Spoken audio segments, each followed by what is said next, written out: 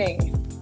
My name is Catherine All, and on behalf of the League of Women Voters of Kitsap, I want to welcome you to the 23rd Legislative District, Position 1 Virtual Candidate Forum. The League of Women Voters is a nonpartisan organization that doesn't support or oppose political parties or candidates. After careful study and consensus by our members, the League does take positions on issues, and we take action on those positions at the local, state, and national level. The League is a membership organization and depends on our members to organize and run events such as this.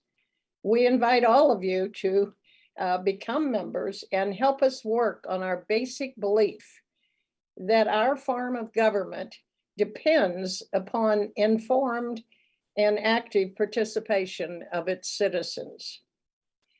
The candidates who will be on the primary ballot for the 23rd Legislative District, Position 1, in this order are Janell Hulst, Haynes, and Tarra Simmons. However, Janell chose not to accept our invitation to participate, so at tonight's forum, we will only have Mr. Haynes and Ms. Simmons. The rules for the forum are as follows. The candidates will be given 1.5 minutes to make an opening statement. After both candidates have spoken, the moderator will ask questions that have been submitted by the public. Both candidates will have 1 minute to respond to each question. At the end of the forum, each candidate will have 1.5 minutes to make a closing statement. Candidates, please keep an eye on the digital timer. Each one of you deserves our thanks for stepping up and running for office. Please be respectful of each other.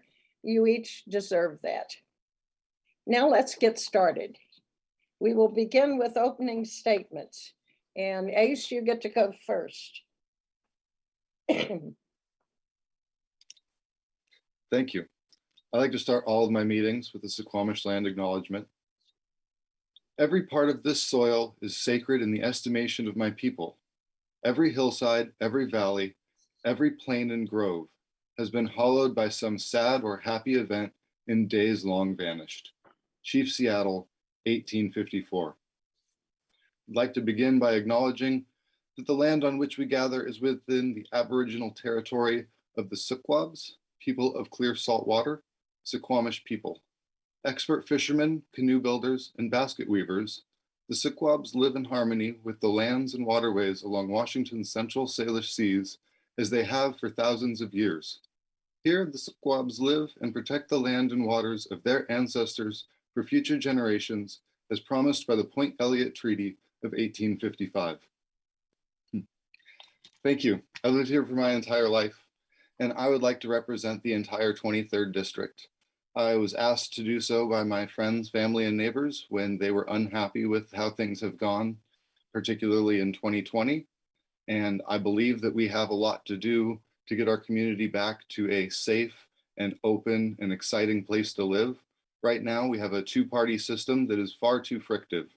I believe that Tara would be the first to tell you that she can't get proper representation for us in Olympia because we're not a swing district. I believe that you will feel safe electing me as a Republican and restoring our representation. Thank you. Thank you. Tara? Thank you so much, Catherine. First, I just want to thank everybody for joining in tonight. It's really important that we are engaged in our democracy and we are showing up to these forums and asking questions. I also want to thank Ace for opening with the land acknowledgement. I really appreciate that. You know, I am your current representative. It's been the honor of my life. I just finished my first 2 sessions. My first term is wrapping up at the end of this year. I serve on the Public Safety Committee, the Healthcare Committee, the Rules Committee, and I'm the Vice Chair of the Civil Rights and Judiciary Committee.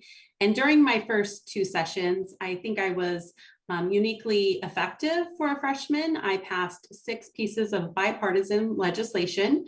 I did work across the aisle to get things done, and also was able to make significant investments in our community, from supporting small business owners to domestic violence survivors, to land conservation and forest conservation, and invest in so many different programs, including our ferries, which is a huge issue for our community. We made a critical investment in our ferries this last session, where we passed a $17 billion transportation package, but also making sure that we were focused on preservation of our current infrastructure. So I've learned my way around the virtual rotunda now, and hopefully I go back next session in person and continue to represent you. So thank you for joining today. Thank you. Okay, let's start with this sort of general question. And Ace, you get to go first on this question. Tara will go first on the next one. What are your funding priorities for the upcoming session? And would you consider cutting some of the corporate tax breaks?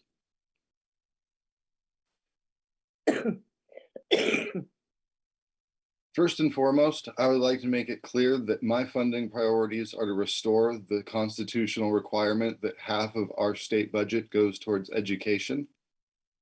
I'm not particularly picky with how we get there, but I couldn't imagine that cutting more tax breaks without massive spending cuts in other areas would be the way to go. I'm far more interested in reforming how taxes are applied than I am slashing them, particularly the gas tax. Doesn't seem to suit our residents at all. But as far as corporate tax rates go, I think they're more than fair in most areas. And occasionally there's some minor loopholes, particularly with the way the PPP grants were given out. They were originally slated as loans, but they really incentivized corporations not to do their fair share in the recovery. And I believe that we have a lot to do in order to make a fair tax code for all of us. Thank you. Thank you. Tara? I'm really pleased with our state legislature for passing the capital gains tax and investing that money into education.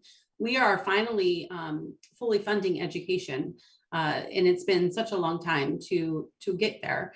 I would probably focus really on our behavioral health system right now.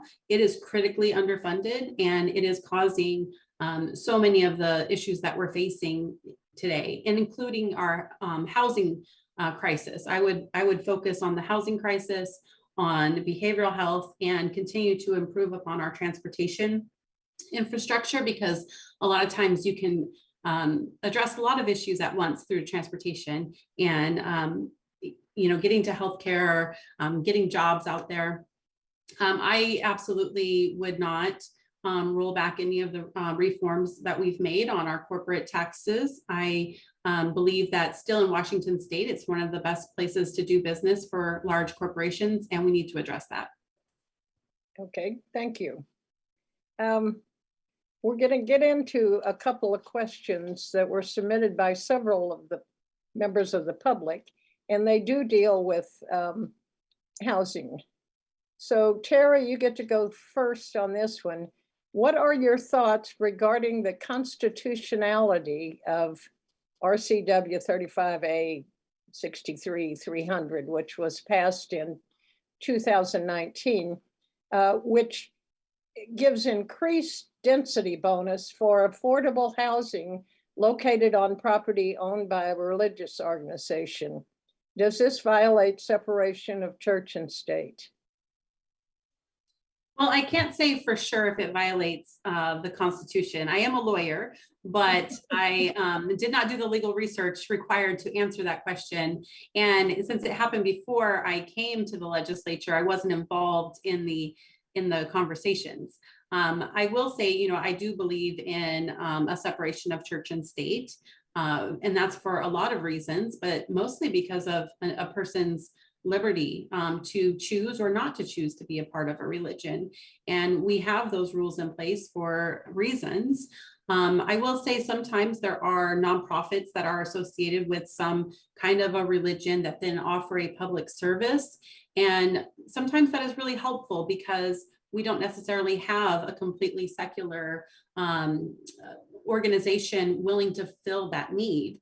I prefer it to all be secular, but sometimes we do, they keep things separate. but sometimes there is a benefit to partnering with religious organizations. Thank you. Ace? I'm going to ask this a lot. May you please repeat the question? It's regarding the constitutionality of the law that says gives increased density bonus for affordable housing located on property owned by a religious organization.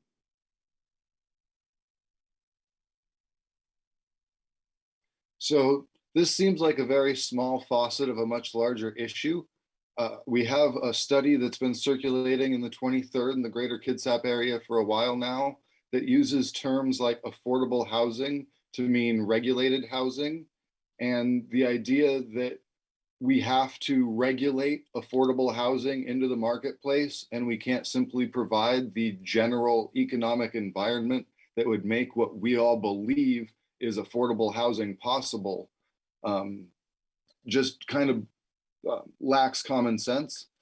We right now have that study mentions another section called the missing middle, and it's referring specifically to medium density housing that honestly, I think anybody that reads that phrase is thinking about middle class housing and the fact that the rents for and housing costs for much larger homes has gone beyond what even the middle class can afford. So thank you.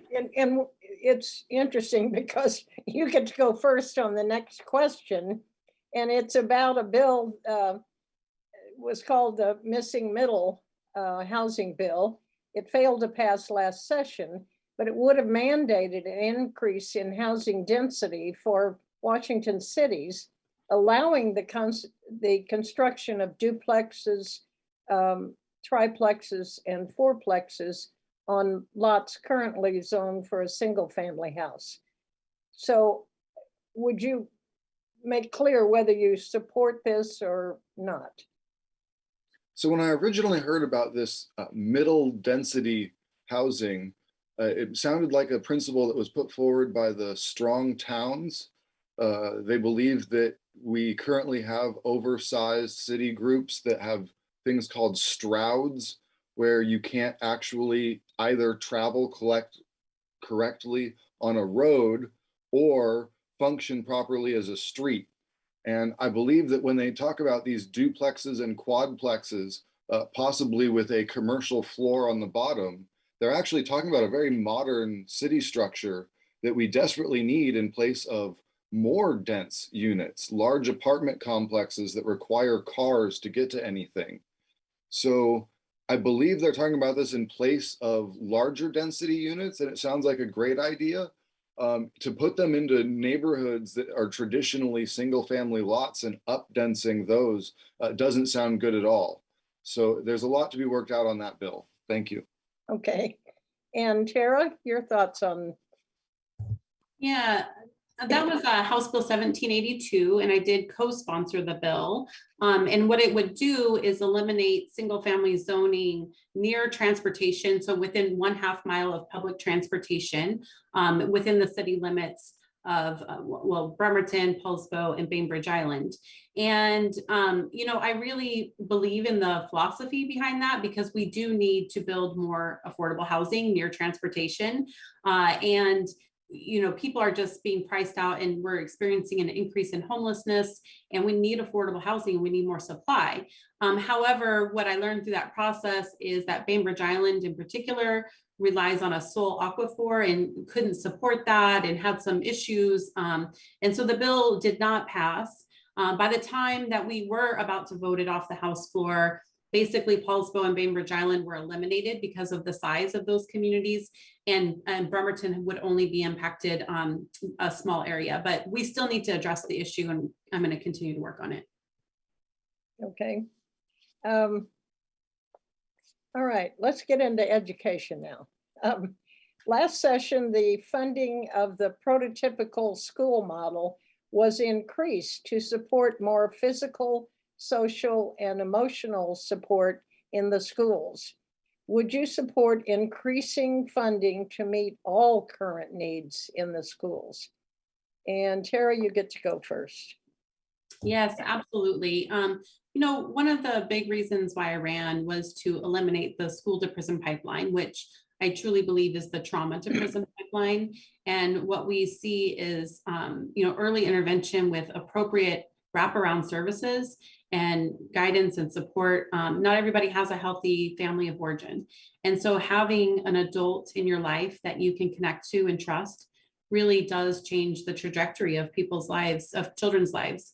And we need more nurses and psychologists and school counselors in our schools. And we made a big down payment on that, but I would love to see more. And I'd love to see it grow into having culturally appropriate connection resources for all kids, because not all kids will connect with the same person. And so we need to have more diversity within that program and continue to build upon it. Okay, thank you. And Ace? May I hear the question again? Sure. Last session, the funding of the prototypical school model was increased to support more physical, social, and emotional support in the schools. Would you support increasing funding to meet all current needs in the schools? Assuming that our funding level has actually made it to equal, I don't think that we need to drastically increase funding. Our schools have a huge problem with disproportionality. So the funding that they do get goes towards bureaucrats and buildings and not teachers and direct assistance and product. So I don't understand why we send kids to schools where they have a great big beautiful building and no construction paper. I think that we have a lot to do with reorganizing the funding to our schools, but my top focus would be teachers, classroom sizes, and making sure that those teachers have the support so that they don't spend their paychecks on basic school supplies. That social, physical learning, what the term you use there, sounds a lot like more bureaucrats and less teachers. And I think we could do a little reverse course on some of that. Thank you. Okay. This is a little complicated question, but it's about charter schools. There were a series of 4 stories on NPR, our KUOW radio station, about impact charter schools that didn't follow the law on instructing special education and English language learner students. Parents, teachers, and students were interviewed and all pretty much told the same story. And neither OSPI or the Washington Charter School Commission accepted responsibility for investigating these schools. Is it time to look at the charter school law and revising it to prohibit this type of situation happening again? And Ace, you get to go first. Any charter school law is going to be subject to these types of violations. It's one of the biggest problems with trying to expand it and stay statewide is you get very little choice way out in the middle of nowhere, and you don't have a good school to go to. You only have a bad charter school that isn't obeying the rules. I don't think charter schools can be held to the same accountability standards as our public schools, and our public schools aren't even doing that good a job. It's important that municipalities and small areas have access to charter schools as an alternative to the public school system that's failing them, but to try and create it as a statewide program isn't appropriate for Washington state or most states in the union. I don't think that our current system of charter schools has anywhere near enough oversight, and it's mostly been put in place as a stopgap to the failing school district because they were underfunded. We need to get this shit back on track. Thank you. Okay, so I'm just going to repeat the last part of that question so we can get your yes or no on the record.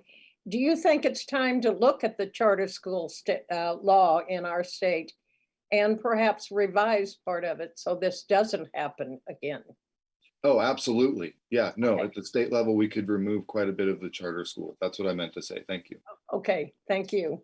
Okay, Tara, you're answer to this question? I don't know if you've seen the articles or. Yeah, I actually, one of my coworkers, his wife is the principal of a charter school over there in Seattle that had some of the exposure. And so I've heard a lot about the issue. And, you know, I just joined the legislature 2 years ago. I was hoping I wouldn't have to get into this big charter school fight because it's a huge fight. And a lot of people in our community have a lot of opinions about it. And then we have a charter school now in our district, which is the Catalyst. And so I went down there recently and spent a few hours going through the classrooms, talking with all of the students and the teachers and the administrators and learning more about the program. And it is really serving some of the most diverse kids in our community.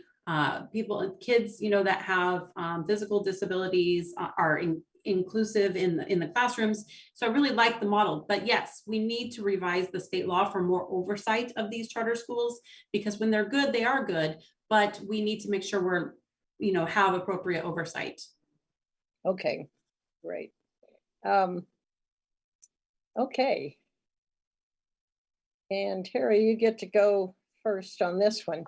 What, if anything, can the legislature do to make sure that all residents have adequate health care, including access to reproductive health and end of life?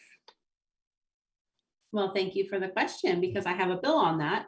I introduced the bill last session along with Senator Randall from the 26th. It's called Keep Our Care Act, which has to do with the mergers and acquisitions of religious hospital systems, which are limiting our access to reproductive health care and gender affirming care and end of life care, and making sure that in the future, if mergers happen, that we have oversight by our Attorney General's office in those decisions. However, we are currently looking at a variety of things to help in the wake of Dobbs around abortion access for sure, and making sure that people's private health information is kept private, that we are not complicit in, our healthcare providers are not complicit in breaking the law of other states. And we just need to really support smaller providers that do offer this care in our community and help them be successful. Okay. Ace? May you please repeat the question? Well, it's basically what can the legislature do to make sure all residents have adequate health care, including access to reproductive health and end of life? So I believe that we have a state right to health care. And as Tara mentioned, the religious health initiatives have taken over many of our options for healthcare, and they've done so in a completely unregulated fashion. I would like to put upon them a tremendous amount of the regulations that we should have from the Civil Rights Act. I don't see any reason why, just because they're church affiliated, they somehow get to operate outside of the system that we've put forward for healthcare. They're hospitals first and churches second. And so I want to force them by law to provide many of the services that they might find most objectionable, including right to a honorable end of life, as well as advancement of abortive services. I think it's a little weird that we don't have abortive services in the place that's best able to handle things that could go wrong. Thank you. Okay, thank you both for that. Okay, and this question is about redistricting, and Ace, you get to go first. The voting district lines across the state were recently redrawn, and the process was somewhat controversial. Legislators write the rules for redistricting. Are there any changes you would support to the Washington State redistricting process? If so, what would those be? It's a complicated question. Thank you for the 60 seconds. The problem with redistricting right now is been most clearly evident from the last redistricting cycle and even the 23rd district itself. We were already a 65% Democrat district. We got bumped up to a 70% Democrat district just so that we could be ignored in the state legislature. The reality behind redistricting is it's not chosen by the people who are the ones who deserve to be represented. It is very much the elected choosing their electorate, and it doesn't serve anyone well. I would have swore that the only way that we could have advanced the 23rd district, which very much had to happen, was to expand south and west from Silverdale, as it was the only land border in the district. Instead, we actually lost part of Silverdale to gain a whole bunch of Bremerton, and I'm not sure anyone in Bremerton was really comfortable with that switch. But as far as legislative change, yes, any and all. I can't imagine leaving the system as is for another 10 years. Thank you. Okay. Tarra? Thank you, Catherine. I am not clear of what the best route would be for this. Maybe, potentially expanding the number of commissioners. It is a really, really tough process to get 3 out of 4 to agree. I was also surprised by the midnight. I mean, I was watching it with everybody else at midnight and going off and coming on, and we didn't know what happened. It was a lot of confusion, not enough transparency. And it's difficult, and they can only meet 2 at a time, right? So I think that is something that's difficult, is that nobody can meet more than with 2 commissioners at a time to negotiate. So it just seems like this was a really difficult time, and it could be because of COVID and being on Zoom. But I think, expanding the number of commissioners would be great. I did appreciate all of the outreach that they did. I know that the League of Women Voters were very helpful in that, and I appreciate that. And at the end, I'm very happy with the 23rd. So. Okay. All right. This is another sort of voting question. In the last several sessions, there have been bills because of low voter turnout in odd year elections, when city council, school board, fire commissioners, and other local officials are elected. Would you support legislation to have all elections in even years, when local candidates would be at the bottom of the ballot under federal, state, other officials? And do you think this would increase or decrease the number of voters in the local elections? Do I go first? Is it my turn to go first? Oh, I'm sorry. Yes, it is. Okay, thank you. Got it written down right here. Yeah. I would support this, and I'll tell you why. Because we do see low turnouts in off years, and it is really, really hard. And especially for these local races, they're not raising the amount of money to do the outreach, to get people out to vote, to advertise. And people are not voting a lot of times in the off years. However, the auditors really do not like this idea because they said, well, how will they staff their offices if they don't have an election every year? What is the staffing model going to look like? So I do want to, hear more about it and get into it more, but I do think it would help with voter turnout and allow the, school boards and the local city councils and the firefighters, referendums and things like that to have the attention that they need to. Okay. And Ace, what do you think about putting all elections in 1 year rather than? Well, this one's an easy one for me. As a voter, I would be completely overwhelmed to try and research every candidate, every district, and vote on them at the same time. Furthermore, I've seen what happens in the county. Voter turnout is a PCO issue. Our precinct committee officers can go around and raise or not raise the vote as it seems at any given time. I watched the 2021 school board elections come and go, and the Kitsap County Republican Party Central Committee there didn't really get any candidates up on the board. And that was with it being an off year and them having it be the only issue to worry about. So I don't think we're going to get better candidates by combining the elections. And I think that even voters need, time off, or possibly simply wouldn't vote for these races to begin with, regardless of when they were held. So I don't see any reason to focus that as a legislative priority when we have so few minutes on the legislative floor. Thank you. Okay, and I'm going to take a chance here and throw a different question out, but it has to do with the length of ballots. And right now, the advisory votes are at the top of the ballot. And I've had young people ask me, why would I bother to vote? They don't count. And they just lose interest in the whole election. So what is your thought on doing away with advisory votes or putting them at the bottom of the ballot? And let's keep the same order for this. Tara, you get to go first, and then Ace. Thank you, Catherine.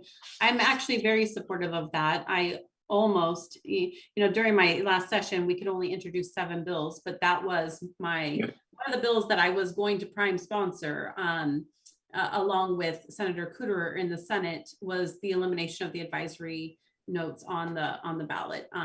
They really, in my opinion, are more kind of like propaganda in the way that they're written, and they don't matter, and they don't do anything. And so I would like to see them eliminated, for a lot of reasons, both for confusion of voters, who a lot of voters don't even know that they don't count. And they think that they have to come up with the answer. They're difficult to read. They're written in persuasive language. It's a lot of issues with those. But moving them to the bottom might be a reasonable kind of compromise with the people who really want those on there. But yeah, I really do think we should do something about it. Okay, and Ace? I understand that they don't matter and they take up a little ballot space. Honestly, they give a little weight to it, and maybe they give voters something longer to think about. Depending, like, we don't get anything from them is a little bit of a misnomer. I mean, they do get tabulated, and we get to see how people would vote had it been a matter of import, that we had a real running bill on.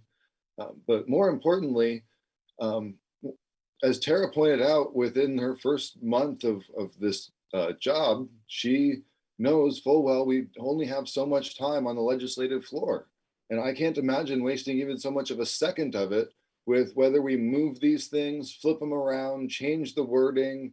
Like, they're nostalgic and traditional, and maybe in the future we'll find a way to restore value to them again. But to just discard them with what little time and energy we have to fix the problems in our state seems like a really misguided effort. Thank you. Okay, thank you. Okay, and Ace, you get to go first with this, and it may just be what you've heard or what you believe, but several laws were passed and lots of funding was provided. And so what progress is the state making towards making broadband available to all? So this has been a very important issue in the 23rd district. Drew's been working very hard on it for a long time. And Tara can tell you firsthand that when she went to Olympia and found out that this had to be a bipartisan bill, even though the Democrats had control of the office because it was considered controversial or progressive, we couldn't get it done. She'd reach across the aisle and find some Republicans that would be willing to do it. I'm absolutely one of those Republicans. This is a 23rd district issue. We need broadband access. It's not working to leave it in the hands of corporations. They did a really good job profiting on the early setup, but now it's a common need in our society, and it can't be left for corporations to control. So I believe that by being elected as a Republican in the 23rd, both me and whoever gets elected next to me will be able to get this to be a bipartisan issue and advanced through with much less resistance. Right now, the Democrats can't even get this done because of other Democrats stopping them, and they won't tell us who. Thank you. Okay, and Tara? Yeah, the bill that Drew shepherded through the legislature, Representative Hansen, my seatmate, allows now for the public utility districts to offer broadband. And we're very fortunate here in Kitsap County. We have a great PUD who's been ahead of the curve for a long time. Our Paulsville City Council member, Ed Stern, is also on the Public Works Board. And I believe, Kitsap County will be one of the first public utility districts to offer this, but there is some work that needs to happen. We just allocated the funding, and a lot of things need to be put in place before we can offer it here, but it is moving in the right direction. And I think that Deborah Lester or Ed Stern would probably be better equipped to actually talk about where they're at in the implementation here in Kitsap County. Okay. All right. Thank you. Keeping an eye on the clock. Okay. And Tara, you get to go first with this one. With the US Supreme Court ruling limiting the power of the EPA, what would you like to see our legislature do to increase environmental protections? Fortunately, in Washington, we have passed recently a lot of great progressive policies to address climate change, and we are continuing to do so. And so I think, going forward, we still have, a lot more to do before we are not relying on fossil fuels. We do need to incentivize electric vehicles and have charging stations everywhere. We need to make sure that we are having accessible public transportation options. Here in Kitsap County, there isn't bus service on Sundays or at night. We don't have bus service for a large part of our district. And so the more we can increase, bicycle lanes, I love that we passed legislation to eliminate the passenger fare for children on public transportation, including our Washington state ferries. Getting our young people into using public transportation and making sure that all of that is electric is great. Okay, thank you. Ace? I would like you to repeat the question, please. Thank you. Yes. With the US Supreme Court ruling limiting the power of the EPA, what would you like to see our legislature do to increase environmental protections? So as Tara pointed out, we are very fortunate in this state to have strong state protections. We weren't really dependent on the federal EPA. I personally am excited to have been meeting with many of the people around Helen Price Johnson at the U.S. Department of Agriculture, Rural Development, and seeing how their different takes on our expanding utilities can meet our environmental needs as well. It's really important that we take care of everybody, environment first, and the adjacent landowners, the ability to enjoy that environment. Right now, we have a massive problem with the way the Growth Management Act has not protected our sensitive lands and has restricted areas that have already faced development from expanding growth. The biggest problem that I see with the loss of the EPA is it does put a lot of extra strain on the Department of Ecology to really step up and do the entire ladder where they were previously sharing that responsibility. Thank you. Thank you. Okay, and Ace, you get to go first on this one. Is there anything the legislature can do to make sure the state colleges and universities and community colleges are affordable to all? Did I say who goes first? That was me, yeah. Right? Yes. Okay. And yes, that was a very big question in 60 seconds. We'll see what we can do. The affordability of our state colleges should have been one of the priorities of increasing our school spending. I don't see any reason why it would have been limited to K through 12. And I believe it's actually being spent on a lot of trade schools as well. So there's really no reason why we would have a lack of affordability other than a lack of funding at the state level. And this is supposed to be a top priority. The biggest issue I see with some of our state colleges is actually that we have a kind of a dramatic increase in demand. Could be helicopter parents, but everyone thinks they get to go to college now, and we haven't increased the availability. So we do have a massive upper education gap, and we've been trying to fill it with a lot of vocational schools, which is great, but it's not the end of this problem. Thank you very much. Thank you. Tara? Thank you, Catherine. You know, I think that we have done some really great things in Washington State. If you look at other states, again, my wonderful seatmate, Representative Drew Hansen, passed a huge bill that now allows for free college at community college for, I believe it's a family of four making under $50,000 or $75,000 a year.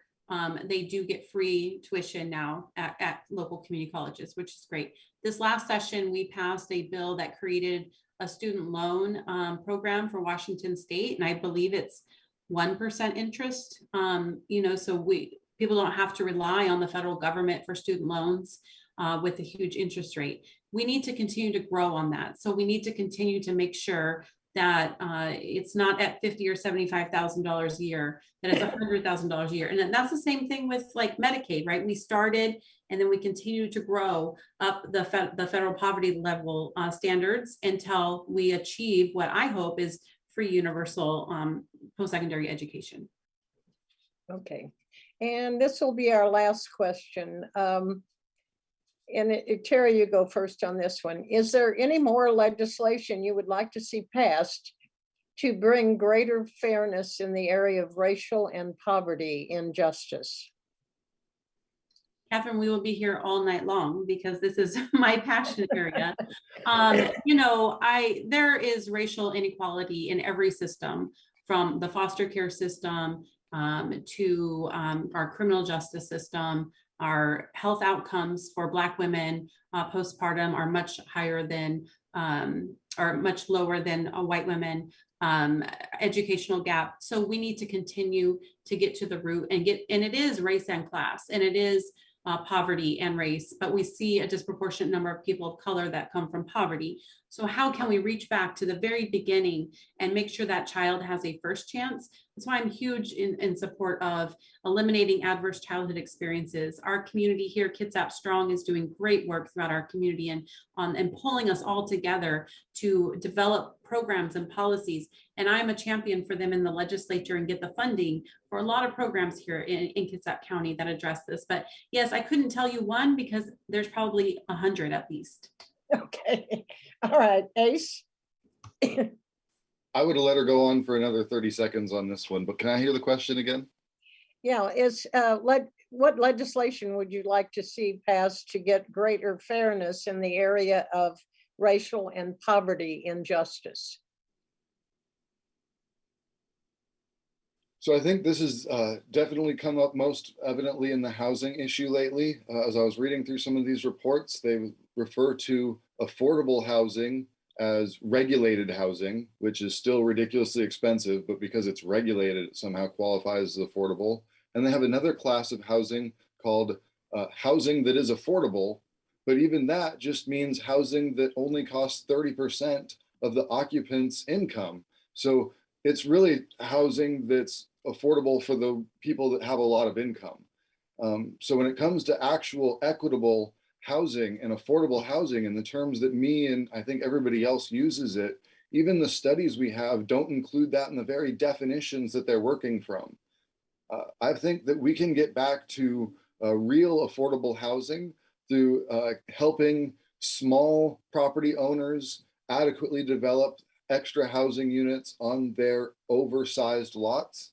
And at this point, we're not doing anything to help the smallest people get the help they need. So thank you. Thank you. And now we'll go into 1.5 minute closing statements. And Tara, you get to start with closing statements. Thank you, Catherine. I just first want to say thank you, and thank you to ACE too. It's nice to see that we're aligned on many issues, and thank you for being civil in our election process. I just want to say I grew up here in this community. I raised my kids here. They went to public schools. My son now is in boot camp. He's going to be a Marine. I am very excited about that. And, you know, I've worked around the county. I was a registered nurse. I am an attorney now, and I'm fighting for racial justice and for helping people who have come from marginalized backgrounds to get out of poverty, to have an opportunity for employment and housing and all of the issues that we care about. Because when we're all together and we lift all of us up, then all of us can thrive. And so it has been an honor to serve you. I have been effective. I enjoy the committees I'm on. I'm going to continue to work across the aisle with impacted community and police on public safety. On one of my bills, you know, made sure that people coming out of prison had 6 months of a housing voucher, so that way they're not released homeless anymore. It's mind-blowing that we would release people homeless, and then we are responsible for the crime when that happens, and we are not promoting public safety or giving people a fair shake at life. And so a lot of my work is on reentry, on behavioral health, on early childhood education, and investing in preventing adverse childhood experiences. I'm endorsed by both of the tribes, by our county prosecutor, sheriff, and so many others, and I would love to serve again for another 2 years. Thank you. Thank you, Tara. Ace, your closing statement. Thank you. And yes, I would agree with Tara that we are fairly well aligned on many of the issues. One of the online surveys put me at kind of a centrist Andrew Yang sort of position.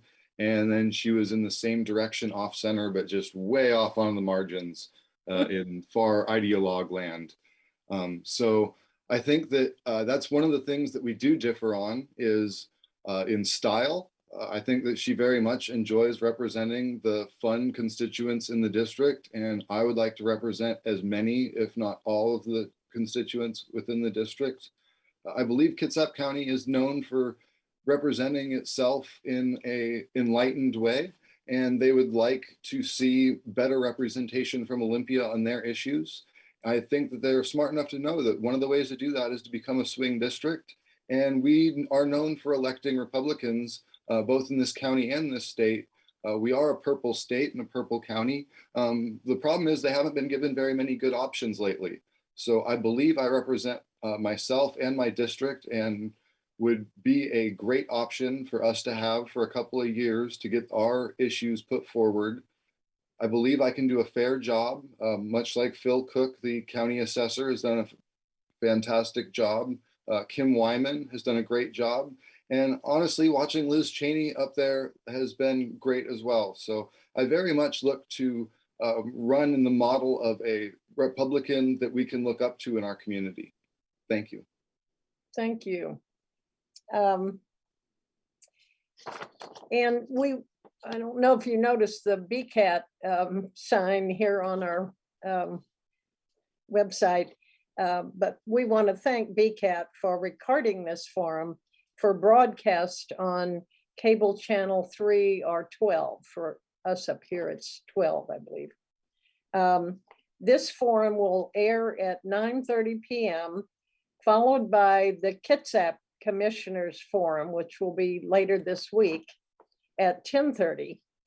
On Sundays, July 17th, July 24th, and July 31st. In addition, the League has also recorded this, and it will be on our website, which is lw-kitsap.org, and it'll be up there in a few days. I noticed, I just looked back, and at one point we had about 40 participants. We usually have a good group of other people who go to our website and watch the forums later because they couldn't make it at the time we were having them. So, and thank you both again for stepping up and running.